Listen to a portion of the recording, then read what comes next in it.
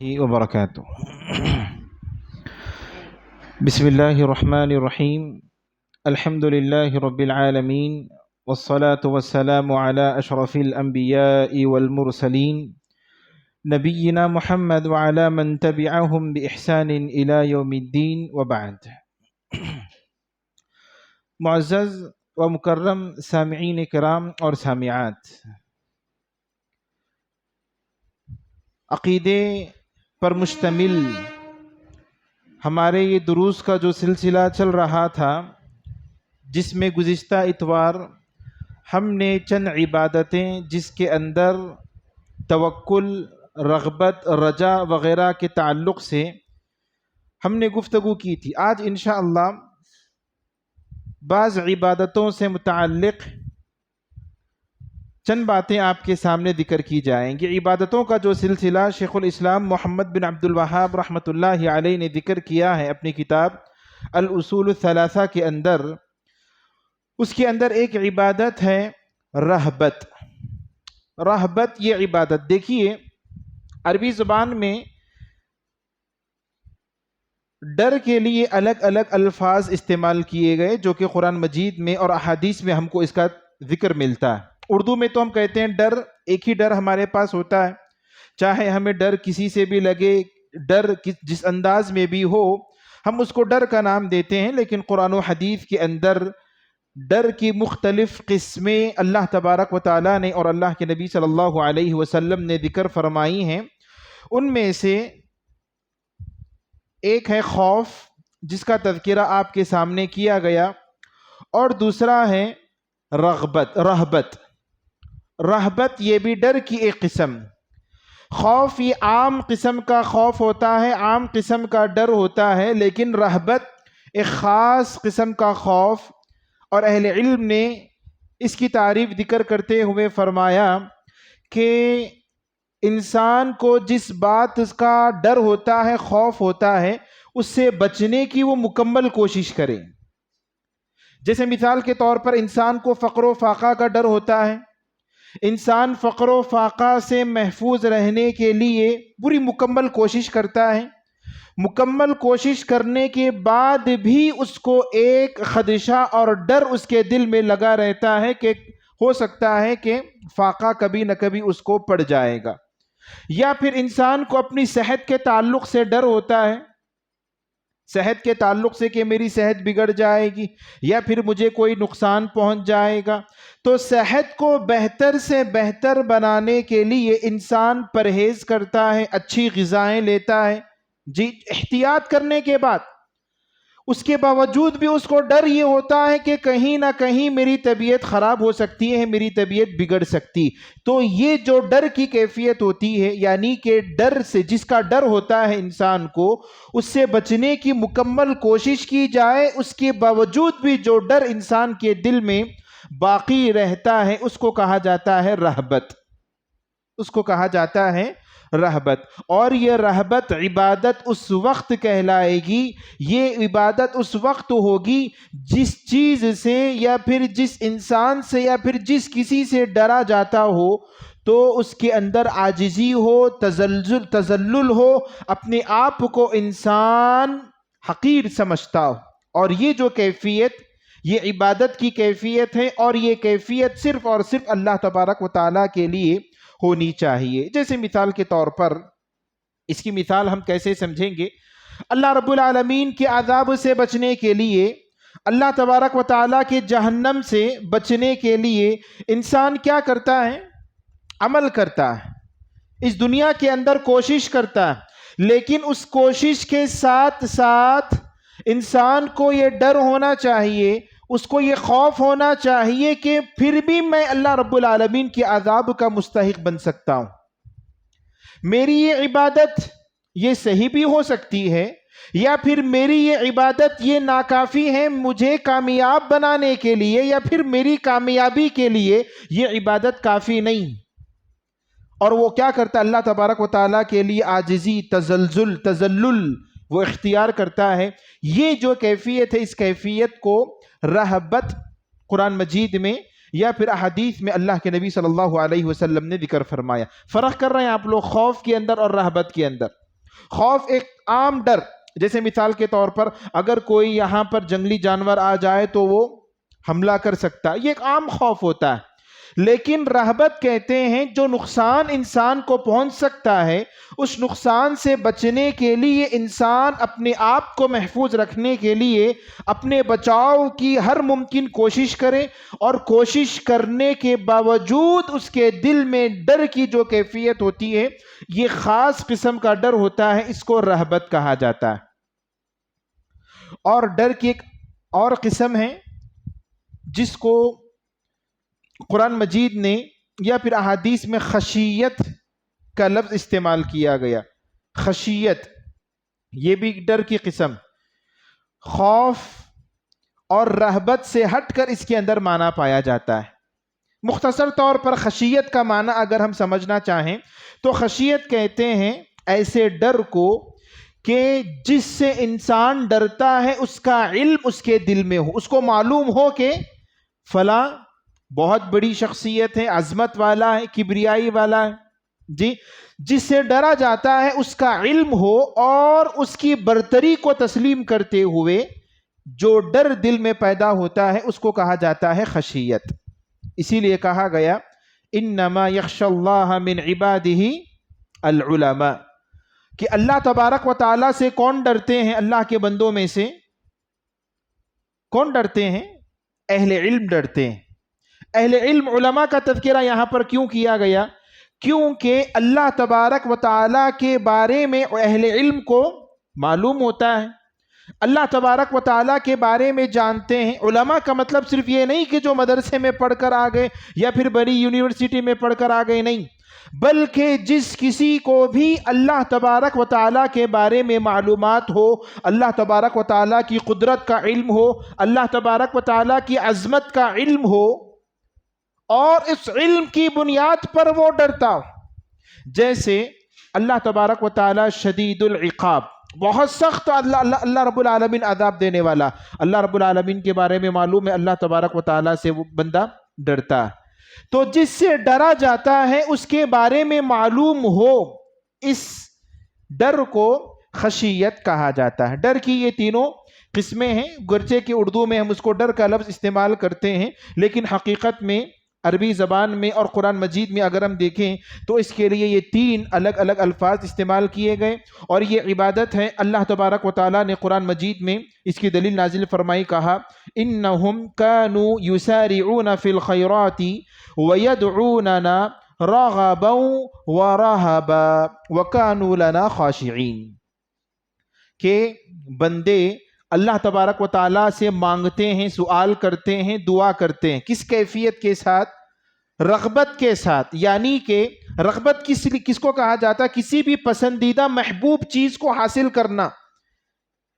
جنت کے حصول کے لیے انسان عمل کرتا ہے، تو یہ جو کیفیت ہے اس کے دل میں جنت کو پانے کا جو شوق ہو، جنت کو حاصل کرنے کی جو تڑپ ہوتی ہے، اس تڑپ کو قرآن مجید نے کیا کہا؟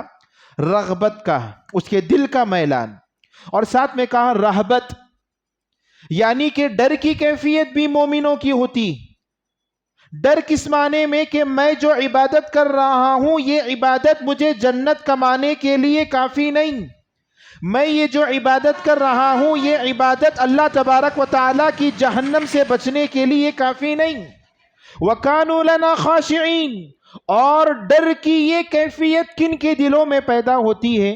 جنہیں اللہ تبارک و تعالیٰ کا علم ہو اور جنہیں اللہ تبارک و تعالیٰ کے بارے میں معلوم ہو. تو یہ تینوں قسمیں اللہ رب العالمین کی عبادت ہے، اور یہ کیفیت عاجزی، تذلل اور انکساری کے جذبے کے ساتھ اگر ہو تو پھر یہ تینوں چیزیں عبادت کہلائیں گی. اور یہ اللہ رب العالمین کے لیے ہونی چاہیے، اللہ تبارک و تعالیٰ کے علاوہ کسی اور کے لیے نہیں ہونی چاہیے. مجھے سامعین کرام یہاں پر ایک اس کا نمونہ میں آپ کے سامنے ذکر کرنا چاہوں گا کہ کیسے، کیونکہ ہماری زندگیوں میں کیا ہوتا ہے، اگر ہم نے کبھی کوئی عمل کر لیا تو پھر ہم یہ سمجھتے ہیں کہ ہم بہت بڑے عبادت گزار. جی، اگر ہمیں دن میں 2-4 نمازیں اگر مسجد میں آ کر پڑھ لیے، تم سمجھتے ہیں کہ آج کا کوٹا مکمل ہو گیا، میں کامیاب ہو گیا، حالانکہ فرائض اس کی بہت ساری چھوٹ جاتی. اور یہاں پر یہ بات بتائی جا رہی کہ رہبا مومن کی کیا صفت بتائی گئی؟ عمل کرنے کے باوجود اللہ رب العالمین سے وہ ڈرتا ہے، عمل بھی کر رہا ہے اور ڈر رہا بھی ہے، عمل بھی کر رہا ہے اور ڈر رہا بھی۔ ایسے کیوں؟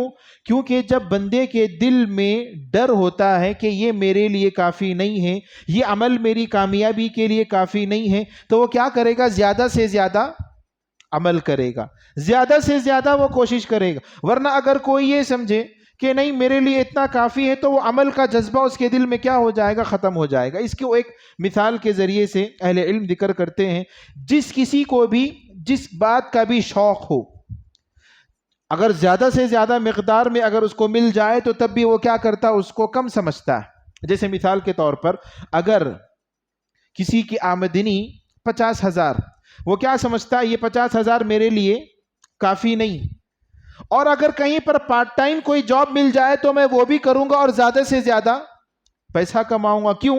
کیونکہ 50,000 میرے لیے کافی نہیں۔ اگر اس کو پارٹ ٹائم جاب مل گئی اور وہ 60,000 کما رہا، اس کے باوجود بھی وہ اس کو کیا سمجھتا ہے؟ کم سمجھتا ہے۔ انسان جس چیز کو کم سمجھے، انسان جس کسی بھی چیز کو کم سمجھتا ہے، اس کو حاصل کرنے یا پھر اس کمی کو پورا کرنے کے لیے زیادہ سے زیادہ وہ محنت کرے گا۔ تو ویسے ہی یہاں پر بھی اگر اپنی عبادتوں کو بندہ کم سمجھے گا تو وہ کیا کرے گا؟ زیادہ سے زیادہ اپنی عبادتوں کو کرنے کی وہ کوشش کرے گا۔ اور یہ بات صحابہ کرام کے تعلق سے ہم کو ملتی۔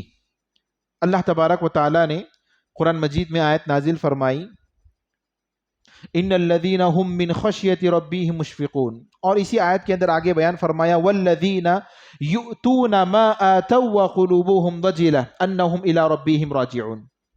اللہ رب العالمین نے فرمایا کہ بعض لوگ ایسے ہوتے ہیں جو اللہ کے راستے میں دیتے ہیں، آتوا، اللہ رب العالمین نے جو کچھ انہیں دیا ہے ان میں سے دیتے ہیں، وجلۃ، اور ان کے دلوں میں کیا ہوتی ہے؟ ایک قسم کا ڈر ہوتا ہے، انہیں ان کے دلوں میں یہ دھڑکا لگا رہتا ہے کہ ہماری یہ عبادت قبول ہوگی یا نہیں ہوگی۔ دینے کے باوجود بھی انہیں یہ ڈر کی کیفیت ہوتی ہے۔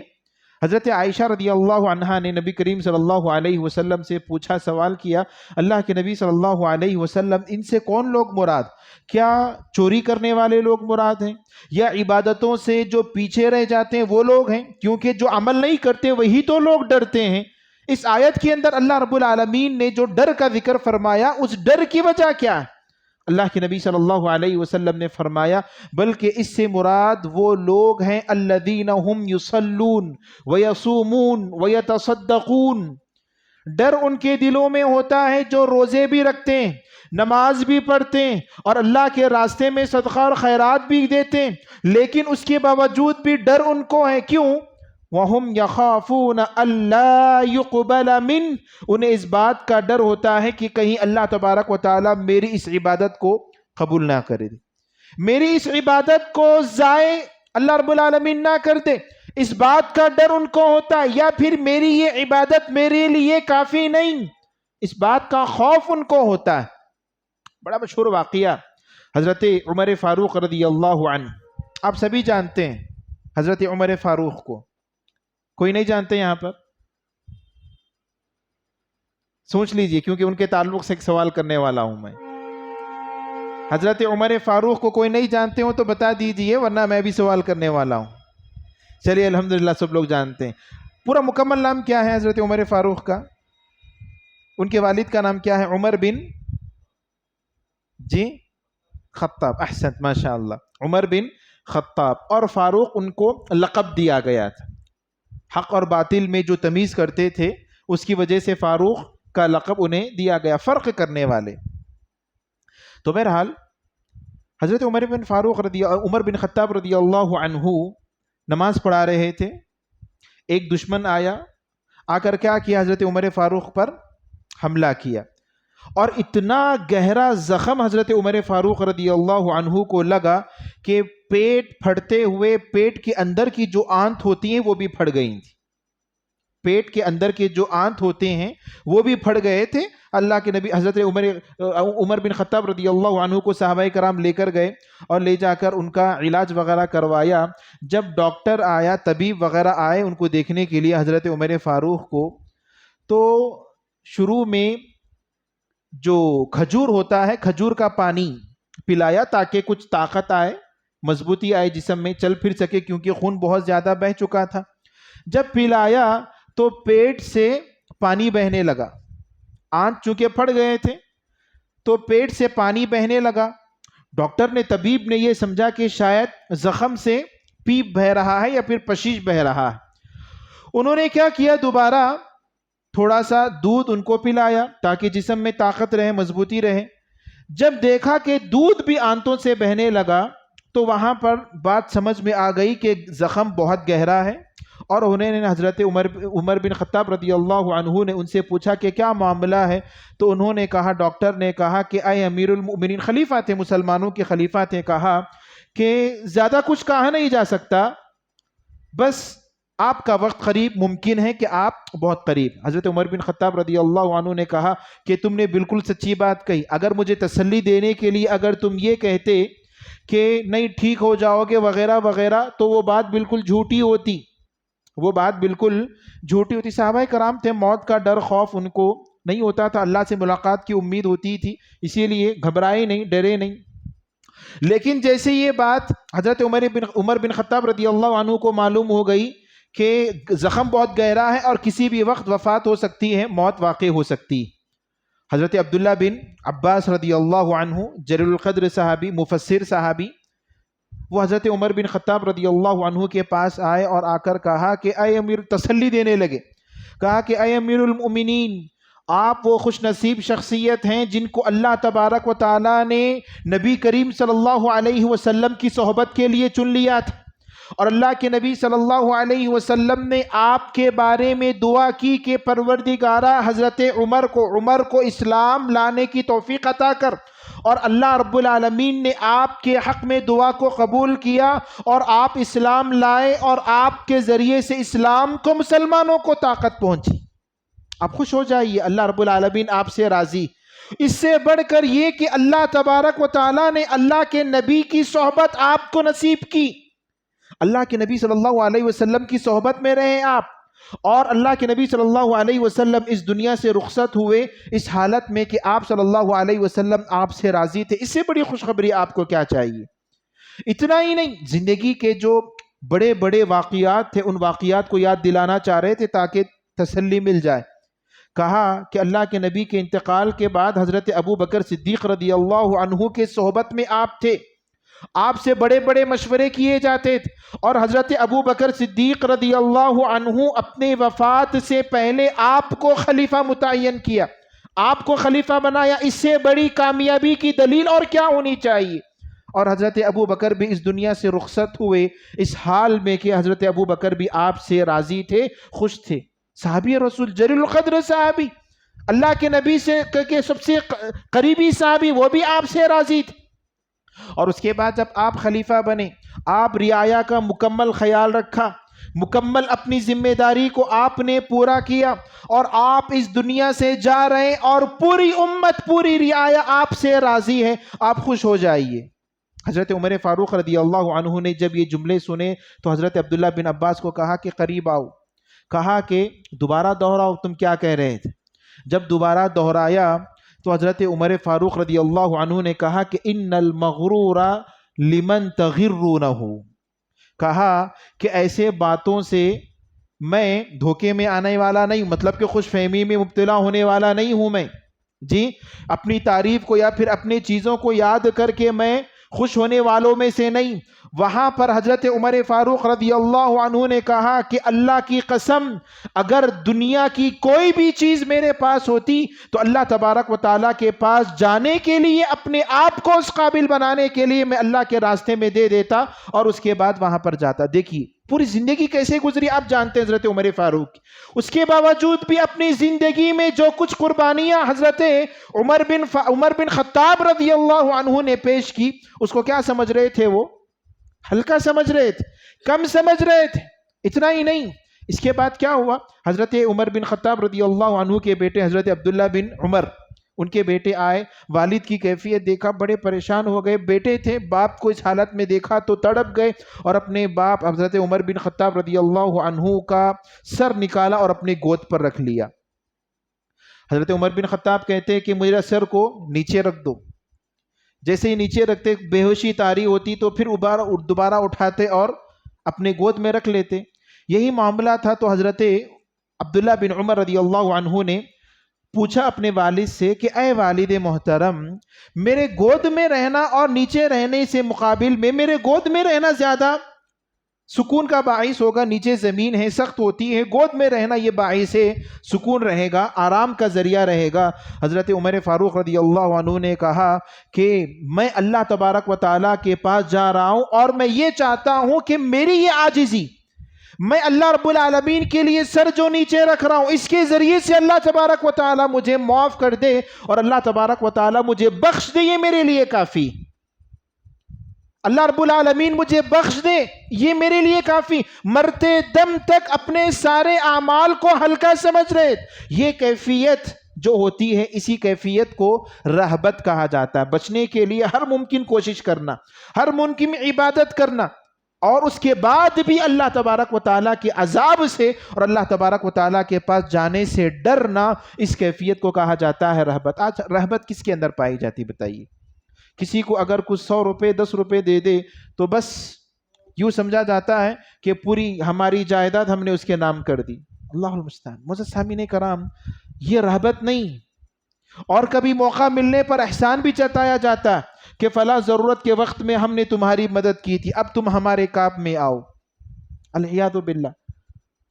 الغرض یہ تینوں، خوف، رہبت اور خشیت، یہ ڈر کی قسمیں تھیں جو کہ آپ کے سامنے ذکر کی گئیں. اس کے بعد ایک اور عبادت ہے جس کو ہم خشوع کہتے ہیں.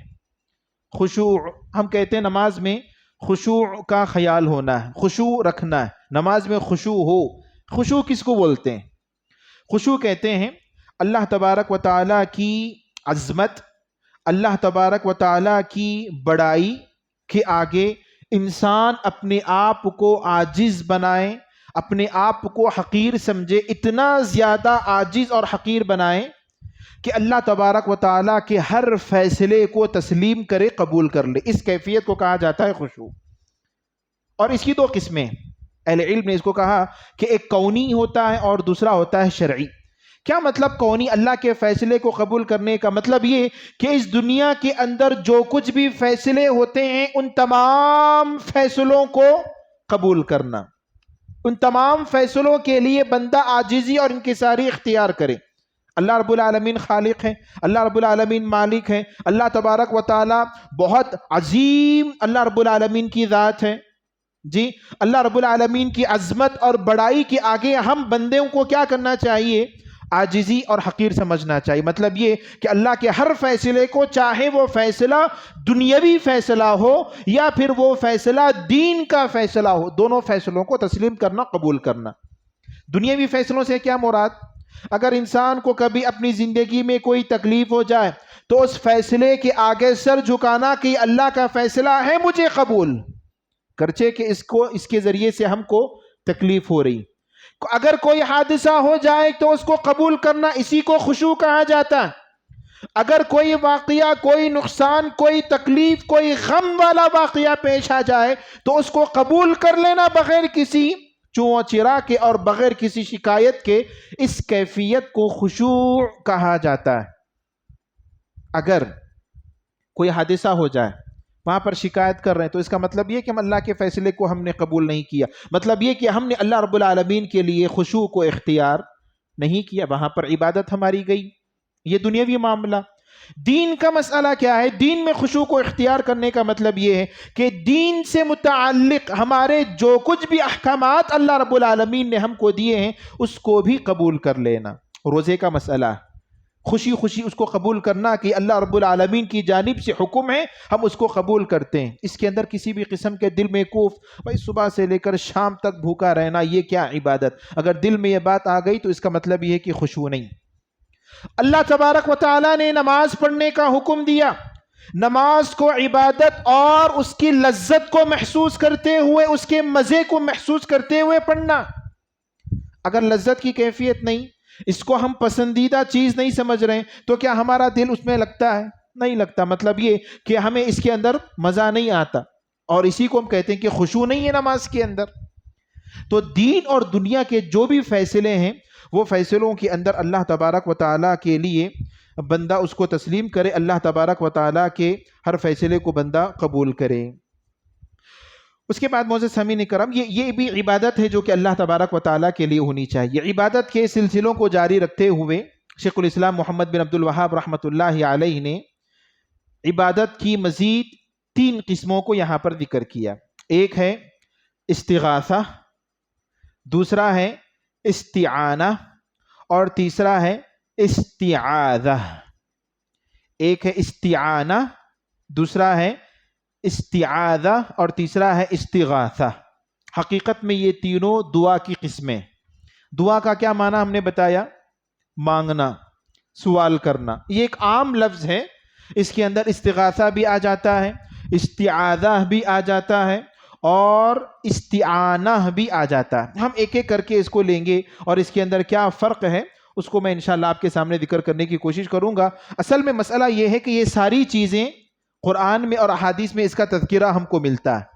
اگر ہم اس کے اندر فرق نہیں کریں گے تو پھر اس کا مطلب یہ ہوا کہ قرآن کے اندر یا پھر احادیث میں یہ جو عبادت کے طور پر اس کو ذکر کیا گیا تو گویا کہ ہم نے اس کو نظر انداز کر دیا اور اس کو ہم سمجھ نہیں سکے۔ تو سب سے پہلے استعانہ۔ استعانہ کس کو بولتے ہیں؟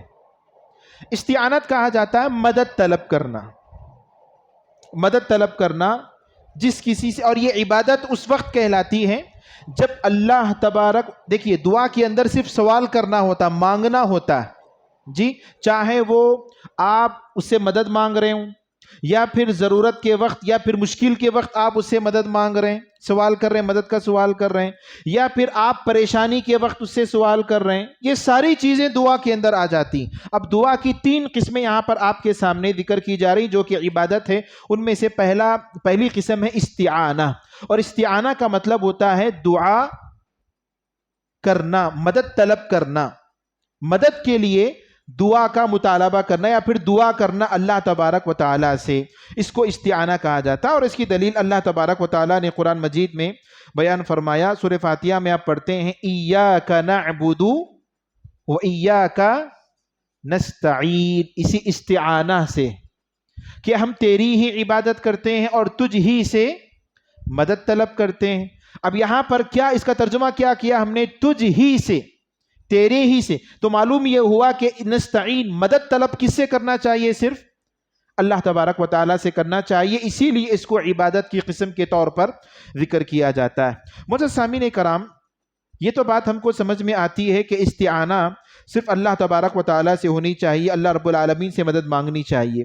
اللہ کے علاوہ مخلوقات سے اگر کوئی مدد مانگتا ہے تو وہی ساری چیزیں جو دعا کے اندر آپ کے سامنے ذکر کی گئی تھیں کہ اگر کوئی آدمی زندہ ہے اور جو چیز ہم مانگ رہے ہیں، جس کی مدد کا ہم اس سے سوال کر رہے ہیں، اس کو پورا کرنے کی طاقت اس کے اندر ہے، اور ہماری بات کو وہ سن رہا ہو، ہماری بات اس تک پہنچ رہی، اگر یہ چیز ہے تو پھر ایسی مدد ہم مخلوق سے مانگ سکتے ہیں، ہم پوچھ سکتے ہیں۔ جیسے کہ، اور اس کا بھی انحصار ہوگا 2 باتوں پر جی، جیسے مثال کے طور پر کوئی آدمی سامنے، جیسے آپ ہیں، آپ میں سے میں نے کسی سے کوئی سوال کر دیا، کہہ دیا کہ مجھے کوئی کال کرنا ہے، فون کال کرنا ہے، میں آپ سے مدد طلب کر رہا ہوں، مانگ رہا ہوں، کہہ رہا ہوں کہ بھائی آپ ایک کال کرنے دیجئے۔ کال کرنے کی طاقت، استطاعت آپ کے پاس ہے یا نہیں ہے جی؟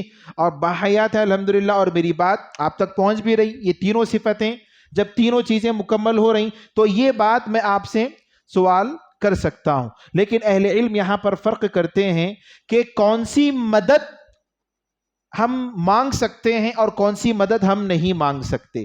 دیکھیے، اگر میں آپ سے جائز چیز کا مطالبہ کر رہا ہوں تو پھر وہ مدد میں مانگ سکتا ہوں اور آپ اس کو پورا بھی کر سکتے ہیں۔ جیسے مثال کے طور پر فون کال کرنا، تو کیا یہ کوئی حرام کام ہے؟ نہیں، حرام کام نہیں۔ یا پھر میں آپ سے ایک قرض مانگ رہا ہوں، یا پھر میں آپ سے کسی اور چیز کا مطالبہ کر رہا ہوں، مدد میں آپ سے مانگ رہا ہوں جو کہ حلال کام ہے، یہ جائز ہے۔ اللہ رب العالمین نے فرمایا وَتَعَاوَنُوا عَلَى الْبِرِّ وَالتَّقْوَى، نیکی اور خیر کے کاموں میں ایک دوسرے کا ساتھ دیا کرو۔ تو ایسی صورت میں مدد کرنے والا اگر سامنے جس سے مدد مانگی جاتی ہے اگر وہ مدد کرتا ہے تو پھر یہ مستحب ہے، اس پر وہ اجر و ثواب کا مستحق بنے گا۔ لیکن اگر کوئی آدمی سوال کرنے والا حرام کام کا مطالبہ کرتا ہے، جیسے مثال کے طور پر کہتا ہے کہ بھائی جیب میں پیسے بھی نہیں ہیں اور میں گٹکا بھی خرید نہیں سکتا، ایک قرضہ دے دیجئے، 100 روپے قرضہ دے دیجئے، بڑی بات نہیں ہے، 100 روپے دے دو، کیا کروں گا میں، گٹکا خرید لوں گا یا پھر سگریٹ خرید لوں گا.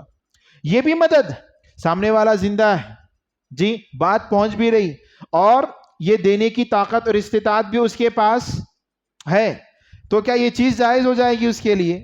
نہیں، جائز نہیں ہوگی. کیوں؟ فرق کیسے کریں گے ہم؟ حلال اور حرام چیزوں کے ذریعے سے ہم فرق کریں گے.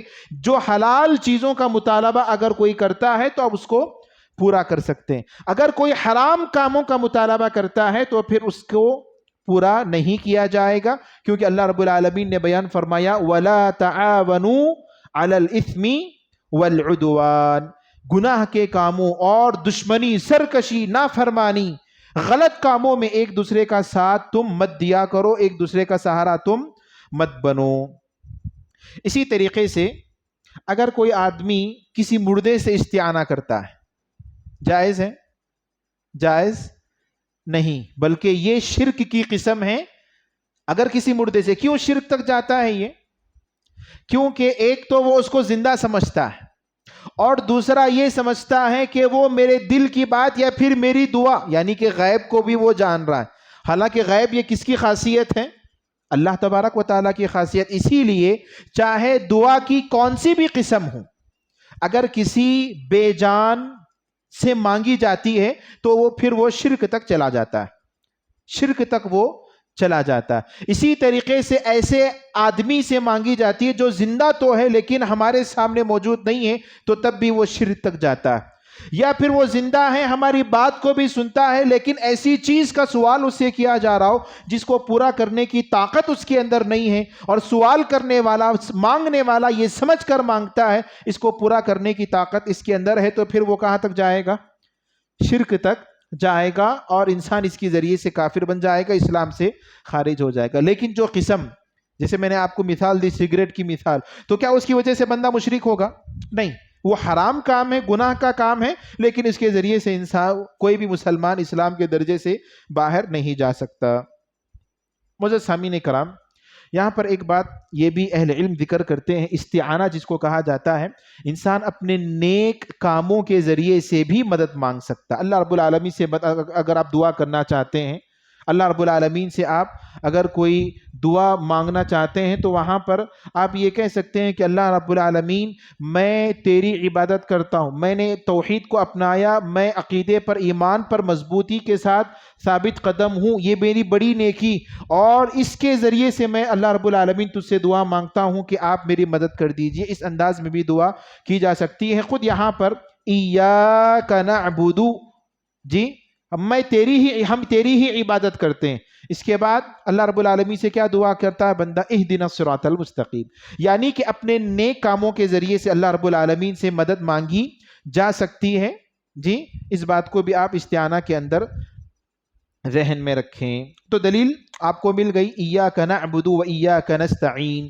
استعانت یعنی کہ مدد طلب کرنا چاہیے کس کے ساتھ؟ اللہ رب العالمین کے ساتھ. اور حدیث کے اندر حضرت فضل بن عباس رضی اللہ عنہ یا پھر حضرت عبداللہ بن عباس رضی اللہ عنہ کو اللہ کے نبی صلی اللہ علیہ وسلم نے نصیحت کرتے ہوئے فرمایا، اذا استعنت فاستعن باللہ، اگر تم مدد طلب کرنا چاہتے ہو، مدد مانگنا چاہتے ہو، تو کس سے مدد مانگو؟ اللہ رب العالمین سے مدد مانگو. تو معلوم یہ ہوا عاجزی، انکساری کے جذبے کے ساتھ اور فائدہ پہنچانے کی جو خیال ہوتا ہے، جو یقین ہوتا ہے، اس کیفیت کے ساتھ جو سوال کیا جاتا ہے اس کو استعانہ کہا جاتا ہے. اور یہ عبادت ہے کہ جو صرف اور صرف اللہ تبارک و تعالیٰ کے لیے ہونی چاہیے. اس کے بعد دعا کی ایک اور قسم جس کو استعاذہ کہا جاتا ہے. استعاذہ، استعاذہ کس کو بولتے ہیں؟ پناہ طلب کرنا، پناہ مانگنا. انسان کب پناہ مانگتا ہے؟ انسان کب پناہ مانگتا ہے؟ جب اس کو کسی نقصان کے پہنچنے کا ڈر ہو. قرآن مجید پڑھتے ہیں آپ، کیا پڑھتے ہیں قرآن مجید شروع کرنے سے پہلے؟ اعوذ باللہ من الشیطان الرجیم، میں اللہ سے اللہ کی پناہ میں آتا ہوں، اللہ کی پناہ میں مانگ رہا ہوں میں شیطان کے شر سے بچنے کے لیے، شیطان سے محفوظ رہنے کے لیے۔ شیطان انسان کو نقصان پہنچا سکتا ہے، اسی لیے اللہ تبارک و تعالیٰ سے اللہ رب العالمین کی پناہ میں انسان آتا ہے، یہ دعا کرتا ہے۔ تو استعاذہ کہتے ہیں کہ پناہ طلب کرنا، کسی بھی نقصان سے بچنے کے لیے اللہ رب العالمین سے سوال کرنا، اور یہ بھی عبادت ہے جو اللہ رب العالمین سے کرنی چاہیے۔ اللہ رب العالمین کے علاوہ کسی اور سے یہ عبادت، یہ پناہ نہیں طلب کرنی چاہیے، جیسے کہ اللہ تبارک و تعالیٰ نے قرآن مجید میں بیان فرمایا، قل اعوذ برب الفلق، قل اعوذ برب الفلق، کہہ دیجئے کہ میں صبح کے رب کی پناہ میں آتا ہوں۔ جی، تو یہاں پر پناہ کس کی طلب کی جا رہی ہے؟ اللہ تبارک و تعالیٰ کی پناہ طلب کی جا رہی۔ قل اعوذ برب الناس، میں لوگوں کے رب کی پناہ میں آتا ہوں۔ یہاں پر پناہ کس سے طلب کی جا رہی ہے؟ اللہ تبارک و تعالیٰ سے پناہ طلب کی جا رہی ہے۔ تو مصیبتوں کے وقت میں یا پھر کسی بھی نقصان سے بچنے کے لیے، کسی بھی نقصان سے بچنے کے لیے یا پھر اس سے حفاظت کے لیے جو حمایت طلب کی جاتی ہے یا پھر جو مدد طلب کی جاتی ہے، اس کو عربی زبان میں یا پھر قرآن میں اور حدیث میں کیا کہا گیا؟ استعاذہ اس کو کہا گیا۔ اور اس کے اندر بھی جیسے کہ آپ کو بتایا گیا، عاجزی انکساری کے جذبے کے ساتھ ہو تو پھر یہ عبادت کہلاتی ہے، اور یہ اللہ تبارک و تعالیٰ سے ہونی چاہیے۔ استعاذہ طلب کرنے کے دو طریقے ہیں، ایک تو سیدھا سیدھا اللہ رب العالمین سے ہم مدد طلب کریں گے، نقصان سے بچنے کے لیے اللہ رب العالمین کی حمایت کریں گے، اس سے طلب کریں گے اللہ کا نام ذکر کرتے ہوئے۔ دوسرا، اللہ تبارک و تعالیٰ کے صفات کے ذریعے سے بھی اللہ رب العالمین کی پناہ طلب کی جا سکتی ہے، جیسے کہ بہت ساری مختلف دعائیں اللہ کے نبی صلی اللہ علیہ وسلم سے ثابت ہیں۔ اللہ کے نبی صلی اللہ علیہ وسلم نے ہم کو یہ دعا سکھائی، اعوذ بعظمتک، میں تیری عظمت کے ذریعے سے پناہ طلب کرتا ہوں۔ اللہ رب العالمین کی عظمت، یہ اللہ رب العالمین کا نام نہیں بلکہ اللہ تبارک و تعالیٰ کی صفت۔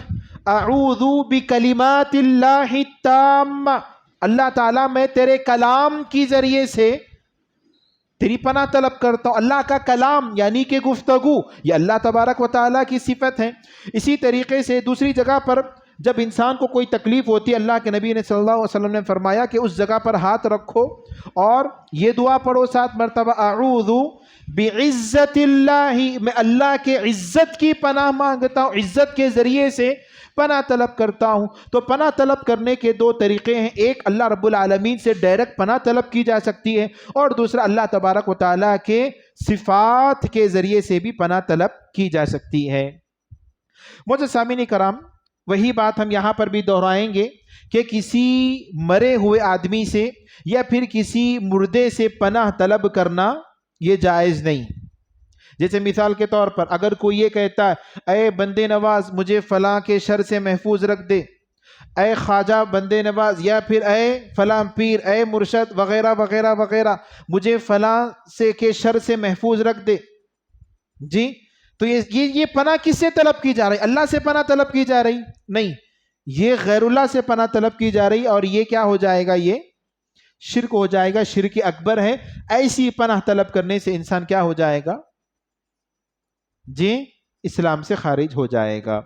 یا پھر اس کے علاوہ اگر کوئی زندہ شخص ہے اور وہ قادر بھی ہے تو پھر اس سے پناہ طلب کی جا سکتی ہے، جیسے کہ اگر کوئی آدمی کسی سے ڈر محسوس کرتا ہے، کسی کا خوف اس کو ہے، اور وہ اپنی جان کی حفاظت کے لیے یا پھر اس کے نقصان سے بچنے کے لیے اگر کسی بستی کے اثر و رسوخ والے آدمی کے پاس چلا جائے اپنی حفاظت کے لیے، اس کے نقصان سے بچنے کے لیے، تو پھر یہ پناہ طلب کی جا سکتی ہے۔ احادیث میں اس کا ثبوت ہم کو ملتا ہے، جیسے کہ صحابہ کرام کو اگر کوئی مارتے توڑتے تو پھر کیا ہوتا؟ وہاں پر صحابہ کرام کسی کے پناہ میں آ جاتے۔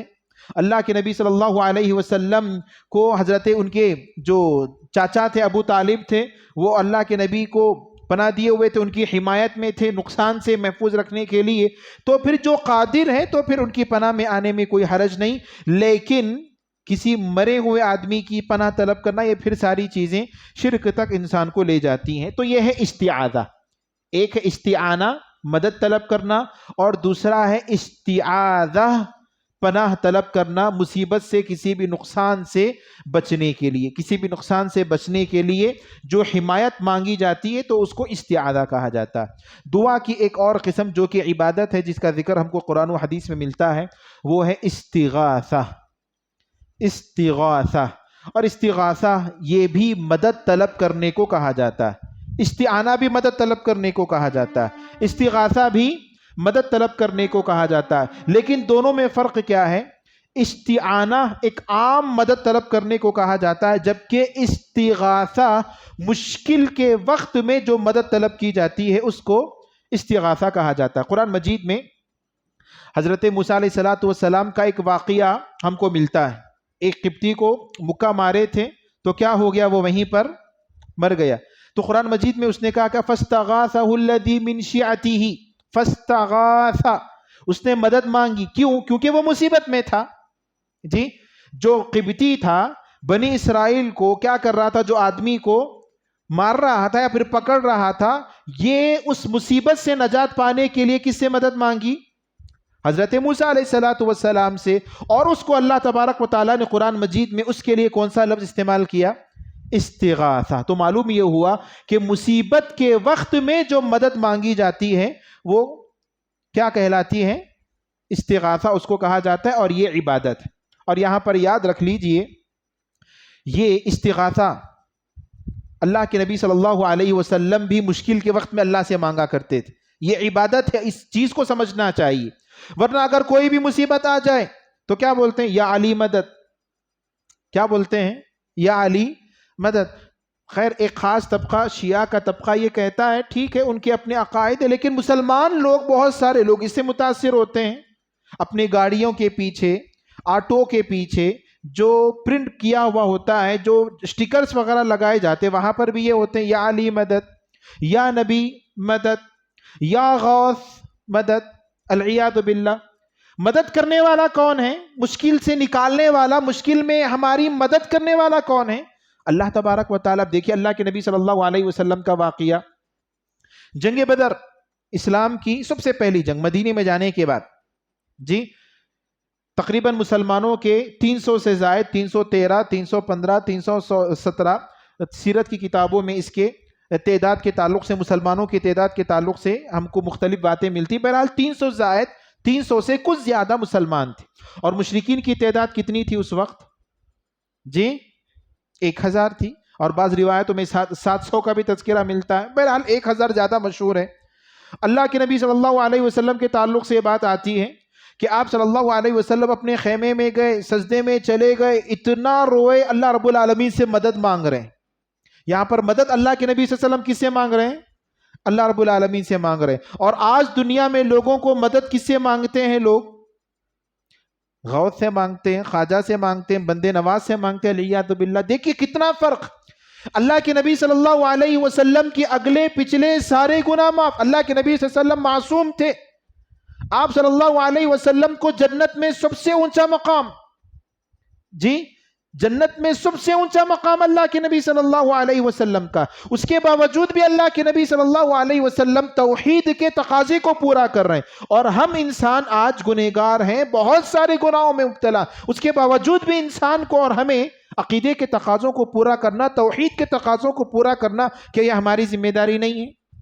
کیا یہ ہمیں نہیں ہونا چاہیے؟ مسلمانوں کو یہ بات نہیں اپنانا چاہیے؟ ضرور اپنانا چاہیے. یہی تو فرق ہوتا ہے. نبی جو کہ امت کو سدھارنے کے لیے آ رہے ہیں، اور اللہ کے نبی کا عمل یہ ہے کہ مدد مانگ رہے اللہ تبارک و تعالیٰ سے. اور انسان آج کے زمانے میں گنہگار، خطاکار، بہت سارے بدعات، خرافات میں اپنے آپ کے اپنے اعمال کو تباہ کرنے پر وہ تلا ہوتا ہے، بہت سارے اعمال. اس کے باوجود بھی توحید کے تقاضوں کو وہ پورا نہیں کرتا. مدد مانگنے کی بات آئی تو کس سے مدد مانگتا ہے؟ غیر اللہ سے مدد مانگتا ہے. العیاذ باللہ. تو بہرحال کہنے کا مطلب یہ ہے کہ مصیبت کے وقت میں جو مدد طلب کی جاتی ہے، یہ مدد اس کو استغاثہ کہا جاتا ہے، اور یہ صرف اور صرف اللہ تبارک و تعالیٰ سے ہونی چاہیے. اور یہاں پر ہم وہی بات کہیں گے کہ جو مردے ہیں یا پھر جن کے اندر مدد کرنے کی طاقت اور استطاعت نہیں ہے، ان سے اگر اس یقین کے ساتھ مدد مانگی جائے کہ یہ ہماری مدد کر سکتے ہیں. جیسے مثال کے طور پر کسی کے اگر کوئی ہاتھ اور پیر نہیں ہے، کسی کے ہاتھ اور پیر نہیں، اور اس سے ہم یہ بول رہے ہیں کہ کوئی مدد ہم اسے مانگ رہے ہیں. کوئی انسان جیسے مثال کے طور پر کہیں پر کسی مصیبت میں، اور اس یقین کے ساتھ پکار رہا ہے کہ یہ گرچہ کے ہاتھ اور پیر اس کا نہیں ہے لیکن یہ اللہ کا ولی ہے، کیسے بھی ہماری مدد کر دے گا. یہ ہاں ظاہری چیزیں کیا بتا رہی، مدد کر سکتا ہے؟ یہ نہیں کر سکتا. لیکن دل کی کیفیت کیا ہے اس کی، یہ میری مدد کر لے گا کچھ بھی کر کے. ہاں اس کے اندر یہ طاقت ہے، اس کے اندر یہ پاور ہے. تو پھر یہ ساری چیزیں انسان کے ایمان کے لیے خطرناک ثابت ہوں گی. اللہ رب العالمین نے قرآن مجید میں بیان فرمایا امن یجیب المضطر اذا دعاہ ویکشف السوء ویجعلکم خلفاء الارض، کہ کون ہے جو تم میں سے جو مضطر ہوتا ہے، مشکلوں میں ہوتا ہے، پریشانی میں ہوتا ہے، ان کی دعاؤں کو قبول کرنے والا کون؟ اللہ تبارک و تعالی. جب دعا کو قبول کرنے والا اللہ رب العالمین ہے تو اللہ تبارک و تعالی ہی سے مدد طلب کرنی چاہیے. اور اس کے علاوہ جیسے ہم نے بتایا جو زندہ آدمی ہو، زندہ شخص ہو اور وہ قادر ہے، اگر وہ مدد کر سکتا ہے مصیبت کے وقت میں، اگر ہم اس کی مدد طلب کر رہے ہیں تو پھر کوئی حرج کی بات نہیں. جیسے مثال کے طور پر میں نے استعاذہ کے اندر بھی یہ مثال دی تھی. جیسے اگر کوئی ہم کو مارنے آ رہا یا پھر کسی کے شر سے ہم اپنے آپ کو محفوظ رکھنا چاہتے ہیں تو کیا کرتے ہیں؟ عموماً پولیس کے پاس چلے گئے، وہاں پر رپورٹ کروا دی، یا پھر بستی کے یا خاندان کے کسی اثر و رسوخ والے کے پاس یا پھر طاقتور انسان کے پاس چلے گئے اور اسے کہے کہ بھائی آپ ہم کو کیا کر دو، اپنے امان میں رکھ لو، آپ مجھے اپنی امان دے دو. تو کیا ہوگا؟ وہ آدمی مجھے نقصان نہیں پہنچائے گا. یہ ساری چیزیں کی جا سکتی ہیں. اللہ کے نبی صلی اللہ علیہ وسلم جب مکے میں داخل ہوئے تو وہاں پر کیا کہا؟ جو کوئی بھی آدمی اگر بیت اللہ میں امان پاتا ہے یا پھر کسی سے بھی مطالبہ کرتا ہے، پوچھتا ہے گھر میں داخل ہونے کی امان، تو تم کیا کرو؟ اس کو امان دے دو. اور خود کئی ایک واقعات اس حوالے سے ہم کو ملتے ہیں. تو بہرحال جو آدمی زندہ ہے، طاقت رکھتا ہے، تو پھر اس سے امان طلب کی جا سکتی ہے. لیکن کسی میت بے جان چیزوں سے یا پھر جو طاقت نہیں رکھ سکتا، اس یقین کے ساتھ اس سے ہم مانگ رہے ہیں، مدد طلب کر رہے ہیں کہ یہ ہماری اس مصیبت کے وقت میں ہماری مدد کرے گا، تو پھر یہ ساری چیزیں اسلام کے لیے، دین کے لیے، ایمان کے لیے خطرناک ثابت ہوں گی. تو یہ چند عبادتیں ہیں جو آپ کے سامنے سرسری طور پر اور تیزی کے ساتھ میں نے ذکر کی. اور دو عبادتوں کا میں چاہ رہا تھا کہ آج ہی ختم ہو، لیکن وقت ہمارا ختم ہو رہا ہے. ایک ہے نظر اور دوسرا ہے ذبح. اس کے اندر کچھ تفصیلات ہیں اور ابھی جو وقت باقی ہے تو اس میں یہ ناکافی ہے. تو بہرحال خلاصہ کلام آج کا یہ ہے کہ ہم نے ڈر کی قسمیں اور دعا کی قسمیں آج ہم نے پڑھی. ڈر کی قسموں میں سے رہبت، خشیت ہم نے پڑھی، اور ایک اور چیز خشوع، اس کو بھی ہم نے آج پڑھا. اور اس کے ساتھ ساتھ دعا کی جو قسمیں ہیں استعانہ، استغاثہ اور استعاذہ، یہ تمام عبادتیں ہیں. اس کے دلائل آپ کے سامنے ذکر کیے گئے اور اس کی تفصیلات آپ کے سامنے آئیں. اللہ رب العالمین سے دعا ہے کہ اللہ تبارک و تعالی مجھے اور آپ کو کہیں سنی ہوئی باتوں پر عمل کرنے کی توفیق عطا فرمائے اور عقیدہ توحید پر مجھے اور آپ کو ثابت قدم رکھے. آمین. السلام علیکم ورحمۃ اللہ وبرکاتہ.